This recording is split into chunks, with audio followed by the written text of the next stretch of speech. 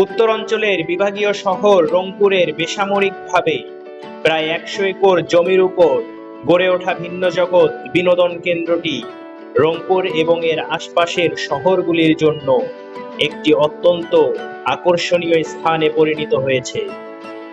রংপুর শহর থেকে ১১ কিলোমিটার দূরে পাগলা পীরের বিশাল এলাকা নিয়ে এই থিম পার্কটি অবস্থিত। এই পার্কটিতে প্রবেশ করতে টিকিট কাউন্টার থেকে টিকিট সংগ্রহ করতে হবে। প্রতিটি টিকিটের মূল্য ১০০ টাকা।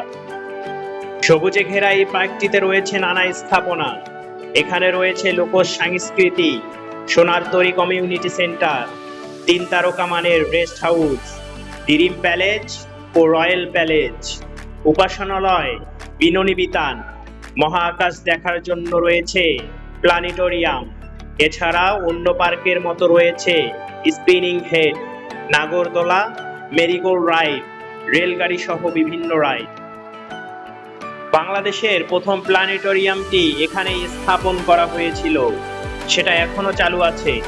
এছাড়াও গ্রাম বাংলার ঐতিহ্য ও আধুনিকতার ছোঁয়ায় নির্মিত দোকানপাট, ৩০০ আসন বিশিষ্ট আধুনিক কনফারেন্স কেন্দ্র, কমিউনিটি সেন্টার, সুইমিং পুল ও মসজিদ।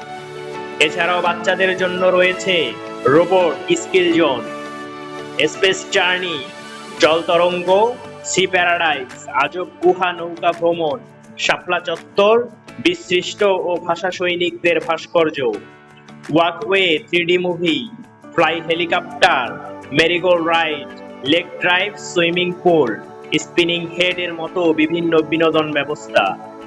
যারা শখের বশে মৎস্য শিকার করে তাদের জন্য নির্দিষ্ট ফি এর বিনিময়ে মাছ ধরার ব্যবস্থা রয়েছে। বিশাল দল নিয়ে পিকনিকে মেতে ওঠার মতো পরিবেশ তৈরি করা হয়েছে। এখানে রয়েছে গাড়ি পার্কিং এর সুব্যবস্থা।